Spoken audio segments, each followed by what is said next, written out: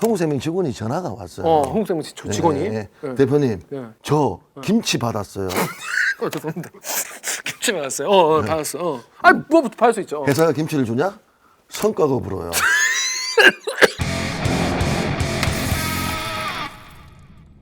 구층 시사국의 유튜브 버전 킹청 가사국을 진행하는 김기아 기자입니다. 자, 여러분 3년 6개월 형을 받았는데 여러분 63일만 감옥에 계신 분이 있어요.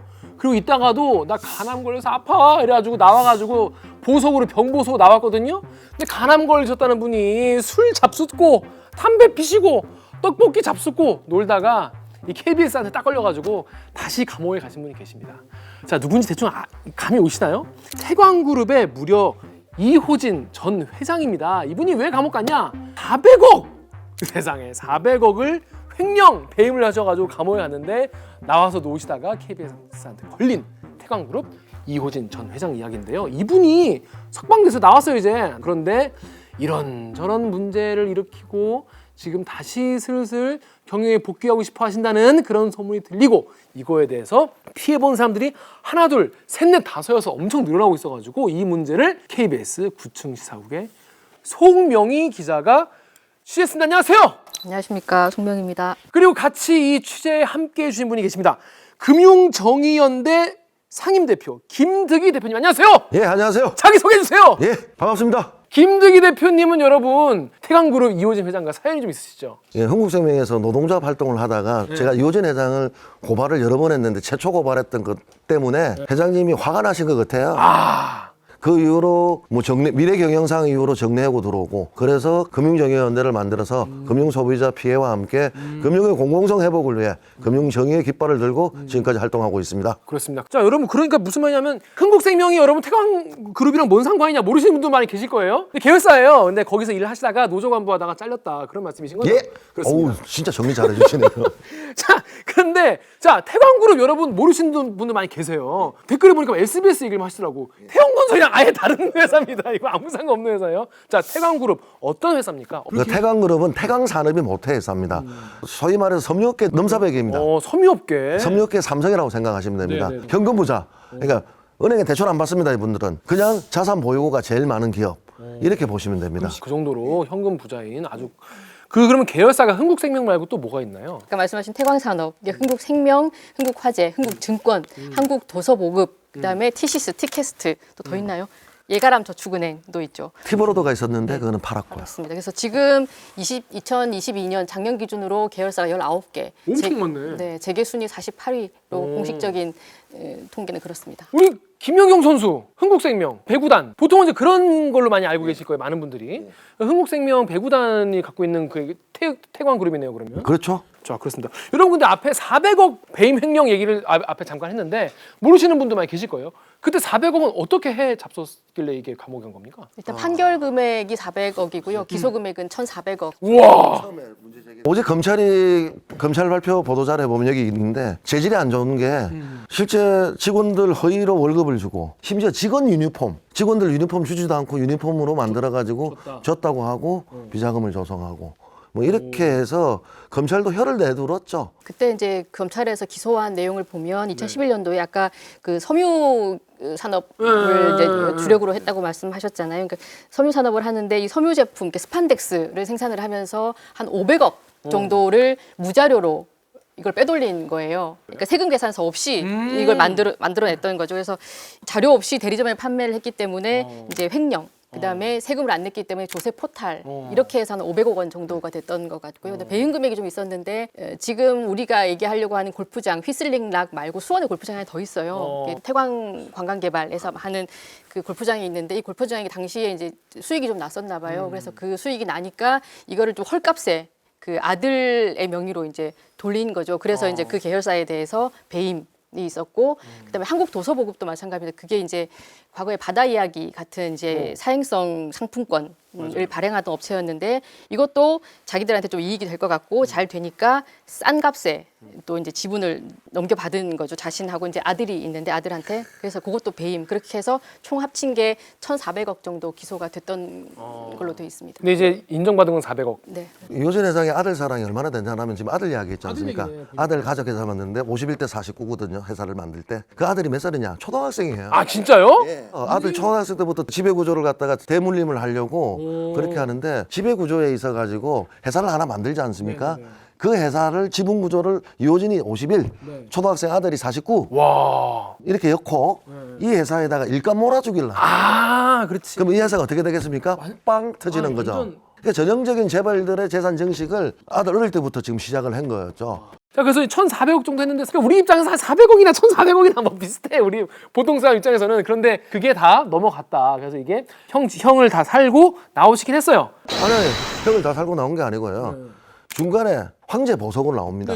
간암인데도 불구하고 뭐 미국에 간 이식 수술하러 가야 된다고 해서 미국도 한번 갔다 오시고 이렇게 하는데 KBS 보도 때문에 다시 들어가 가지고 살아서 만기 출소를 하고 나오긴 나왔어요. 그리고 끊임없이 3인 복권을 지금 노리고 있는 뭐 이런 상황입니다. 그래가지고 그 조용히 좀 사시나 싶어가지고 이제 있었는데 송명희 기자가 골프장 관련 뭔 종이를 이렇게 들고 구청 시사국에서 보도를 했어요. 자 어떤 내용이고 어떻게 취재하게 되는지 간략하게 설명 좀 해주시죠. 일단 저희 쪽으로 이제 제보가 왔었고요. 그 일단 제보 자료들이 이제 여러 개가 있고 계열사들이 총수 일가의 사익에 동원됐다. 계열사의 자금들이 많이 동원이 됐다. 이제 요지는 그런 내용이었고 이제 제보 자료들이 많이 붙어왔는데 그 자료들이 사실은 내부자가 아니면 얻을 수 없는 자료들이었습니다. 그래서 취재를 하게 됐고요. 어떤 내용이에요 이게? 골프장이 여기는 회원제입니다. 회원제라서 이제 구자 수가 273개로 이렇게 딱 제한이 돼 있는. 273명만 칠 수 있는 회원제. 그렇죠. 273명이 이제 정회원 뭐 몇 명, 한 명 내지는 두 명 이렇게 지명을 해서 이제 들어갈 수 있고 사실은 돈을 내도 이제 못 들어가는 곳이죠. 근데 이 골프장은 누구 겁니까? 이호진 총수 겁니다. 아까 말씀드린 이호진 총수 일가가 처음에 이제 지분을 총수와 배우자와 딸과 아들 4명이 100%를 가지고 있었습니다. 그거를 나중에 이제 이 골프장이 문제가 되고 상품권 얘기가 나오고 김치 와인 얘기가 나오면서 2018년 4월 달에 그거를 이제 분할을 해서 이렇게 그 계열사에 좀 넘겼습니다. 네. 일단 이 골프장도 그러면 태광그룹의 계열사라고 봐야 되는 거예요? 맞습니다. 티시스 운영회사가 골프장의 계열사입니다. 이번에 문제가 된 골프장 같은 경우에도 일가가 다 소유하고 있었던 골프장인데 자, 이 골프장 회원권을 파는 게 왜 문제죠? 이게 뭐 골프장 회원권 당연히 뭐 골프장 다 만들면 회원 모집해야 운영하는 건데 초기에 문제가 됐었던 게 일단 있었습니다. 초기에 2011년도에 최초의 분양을 했는데 그 개장에서 공식적인 분양을 하기 전에 계열사에 판 게 공정위에 걸렸습니다. 계열사에 팔아요? 뭘 팔아요?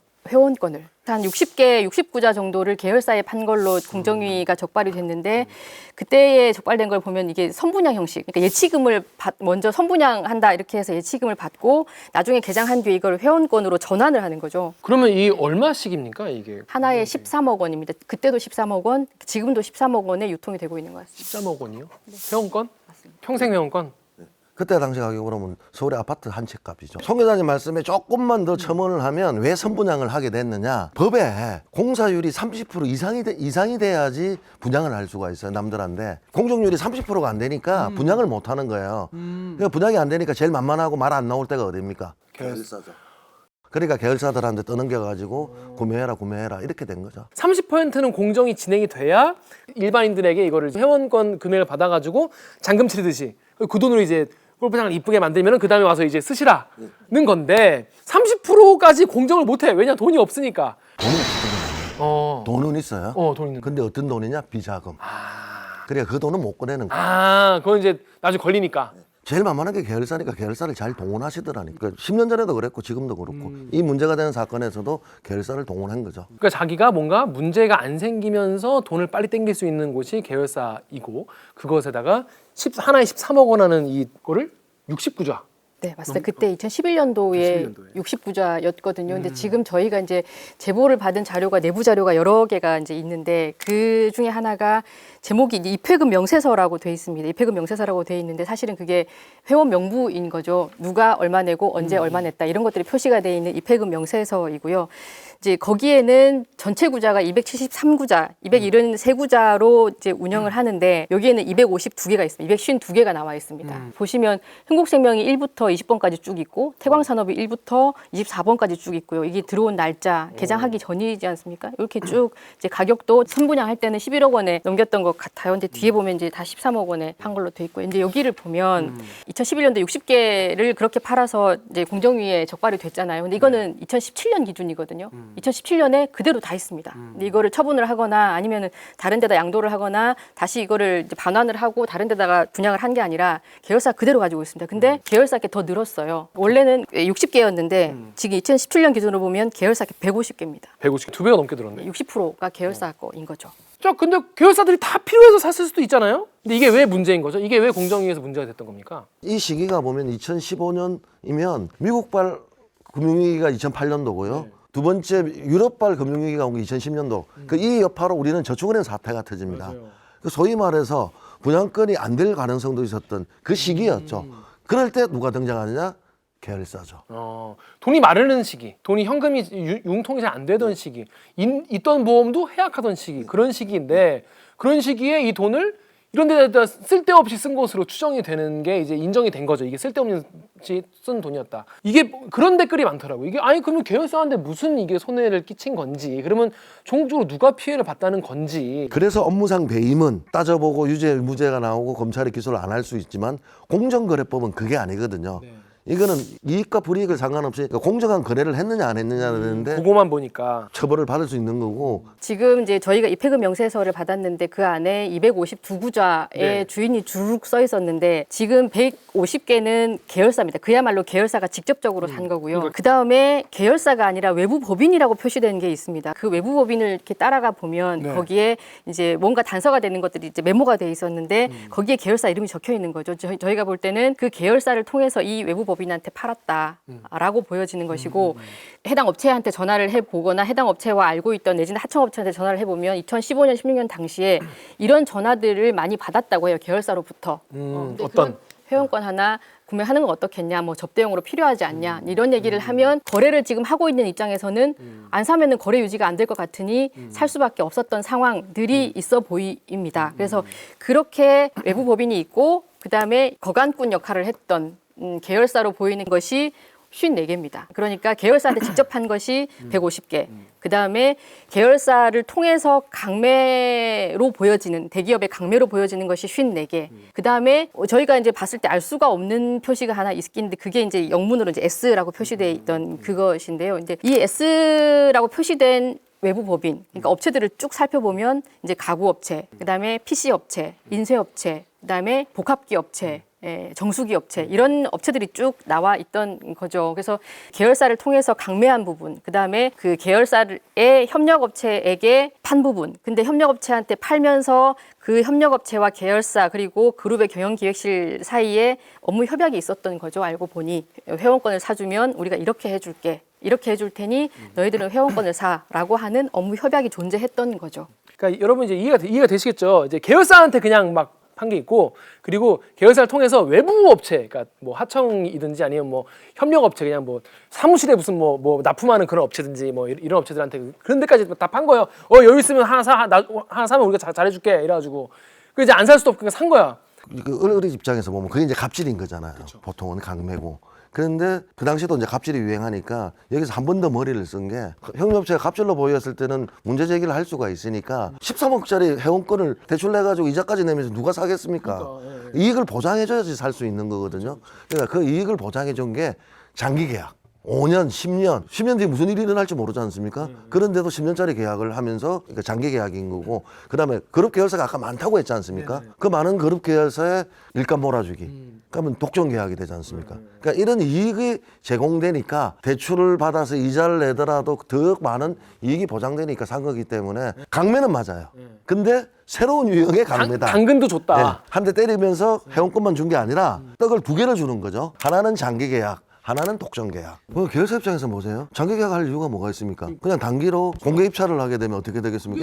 입찰가가 더 싸질 수밖에 없고. 그게 회사 이익이지. 근데 그거보다는 10년 장기 계약을 하더라도 저 을의 가구를 써야 돼요. 저 을의 정수기물을 써야 돼요. 그러니까 갑이 을이 된, 신개념. 왜 갑이 을이 됐냐? 알고 보니까 이호진 총수 때문에. 이호진 총수 때문에. 그러니까 슈퍼갑 때문에 갑이 을 노릇을 할 수밖에 없는. 이런 신종 슈퍼 갑질의 결과가 바로 이번 골프장 13억 원짜리 회원권 강매 사건이다. 업무 협약서에 보면 되게 정말 상식적으로 이해가 안 되는 그 조건들이 거래 조건들이 있어요. 그러니까 이제 정수기 업체를 이제 A에서 B로 바꾸는데 이 B는 나와 이제 업무 협약을 체결하는 당사자 회사인 거죠. 근데 회원권을 한 구자를 구매하도록 한다. 그러니까 여기에는 10년간 35억 원, 그 다음에 10년간 20억 원 보장이라는 게 있고 대신에 뭘 보장해 주는 거예요?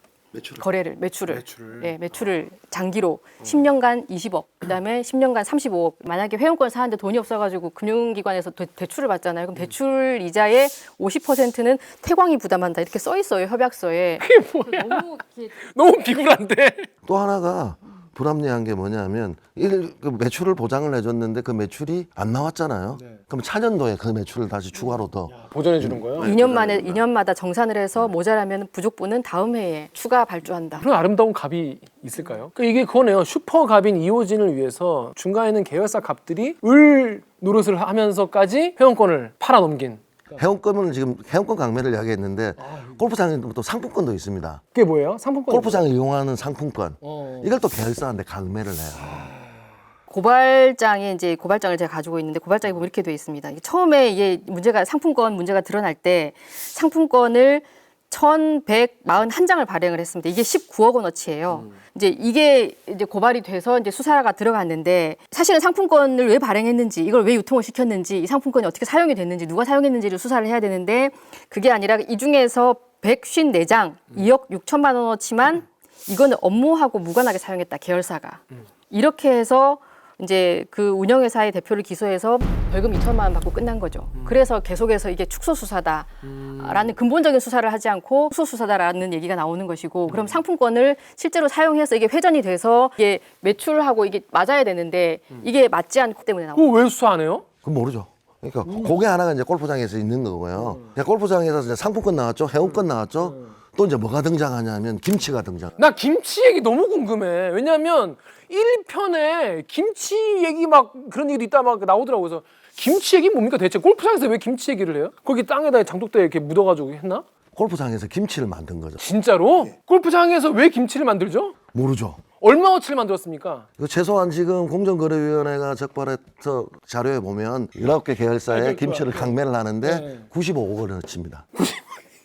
아니 그러니까 김치가 95억 원어치 내면 몇 폭이야? 몇 폭이나 담근 거예요? 그 김장을 그러면 골프장에서 그러면 한 거예요? 보세요. 저 이해 안 되죠. 그러니까 이것도 제보 받는 과정이 재밌어요. 한국생명 직원이 전화가 왔어요. 한국생명 직원이? 네. 대표님, 네. 저 김치 받았어요.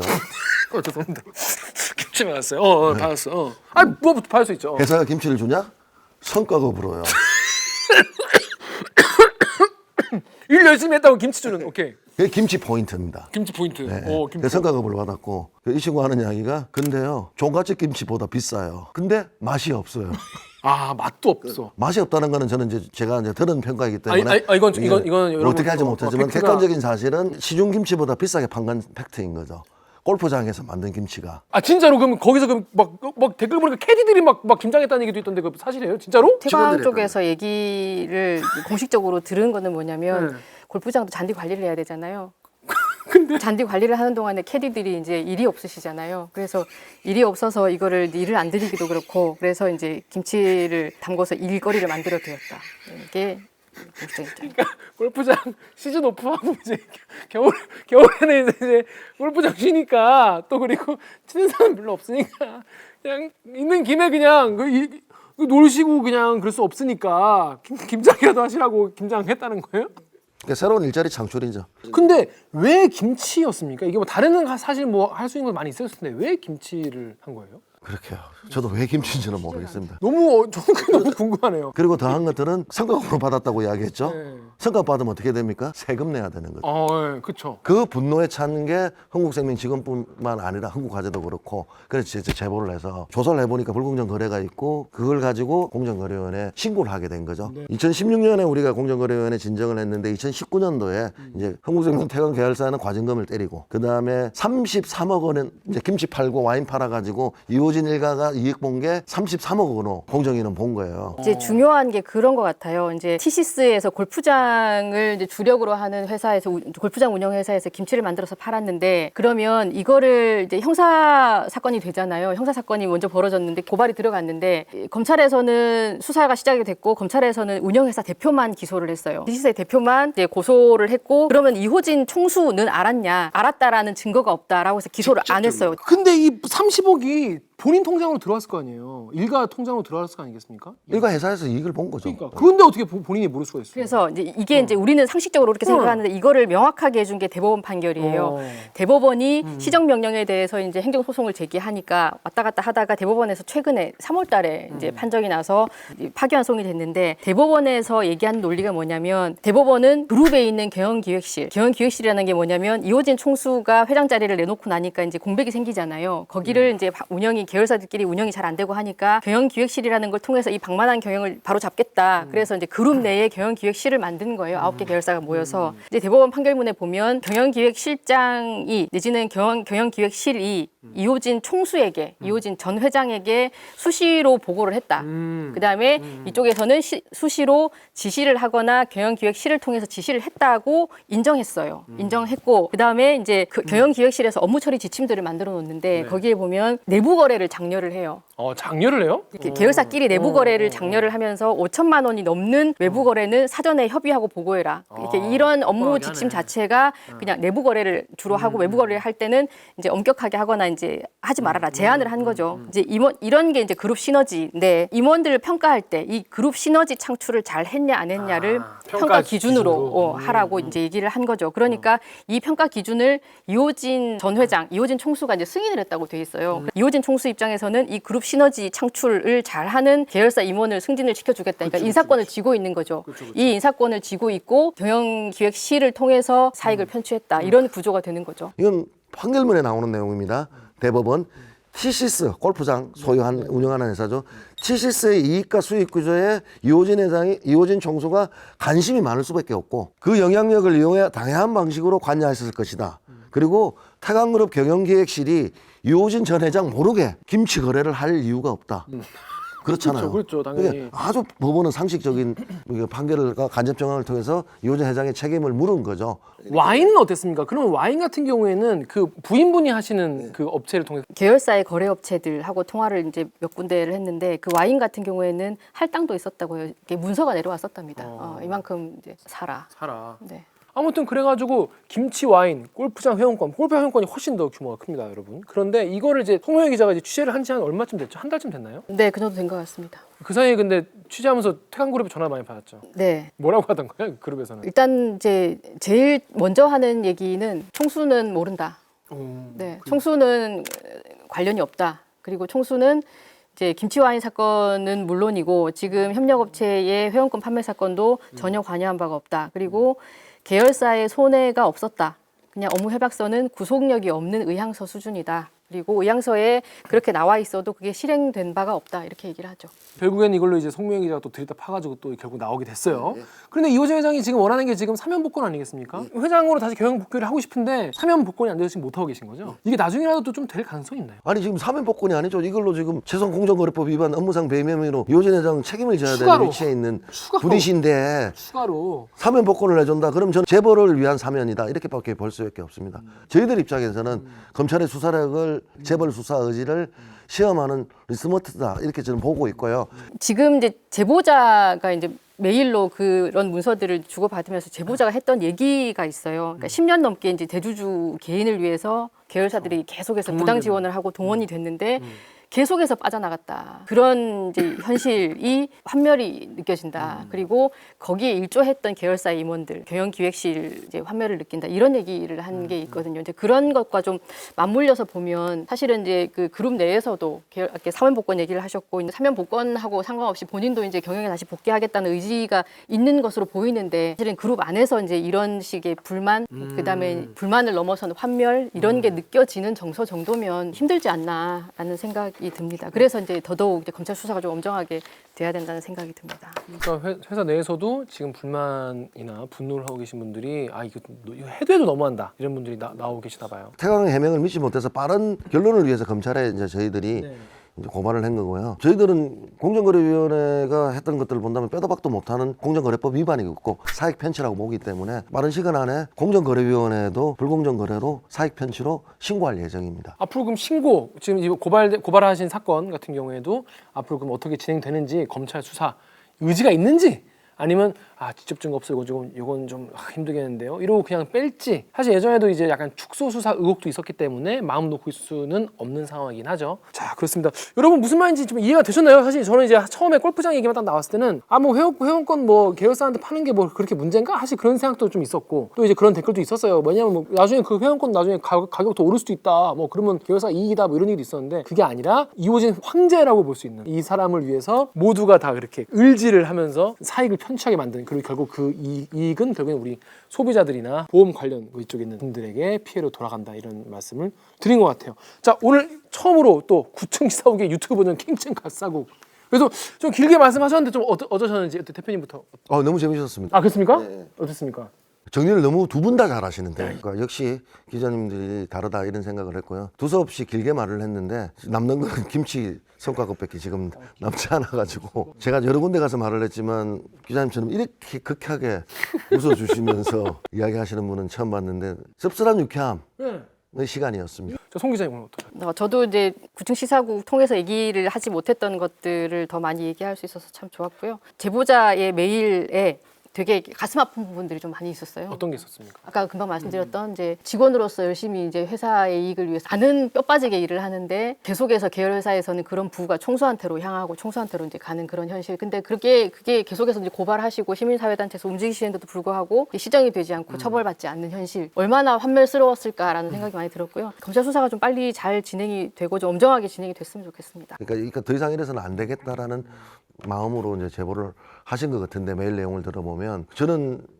이번에 정말 정도경영위원회를 만들어서 말로만 정도경영을 하는 것들이 아니라 좀 사람에 대한 배려, 기업이 이윤을 추구하는 기업이 아니라 사회적 책임도 다하는 기업인 거잖아요. 한때 몸담았던 회사와 그룹이 오래 갔으면 좋겠다는 바람이 있고요. 주주와 그다음에 직원들과 그게 이용하는 고객들을 위해서 건전한 회사로 되돌아졌으면 좋겠다 이 말씀을 드리겠습니다. 회사분들 회사 돈이 자기 돈이 아니에요. 이게 다 주주들과 소비자들의 돈이기 때문에 그렇게 함부로 막 쓰지도 않을 회원권 이렇게 막 사고 그러면 안 되는 겁니다. 그런 걸 이제 우리는 전문용어로 배임이라고 부르는 것이죠. 자 이번 주는 그래서 자칫 이해하기 어려울 수 있었던 총수님의 그 골프 왕국 이야기를 들어봤습니다. 자 잘 이해되셨는지 모르겠는데 저희는 다음 주에 또 더 재미있고 알찬 이야기로 인사드리도록 하겠습니다.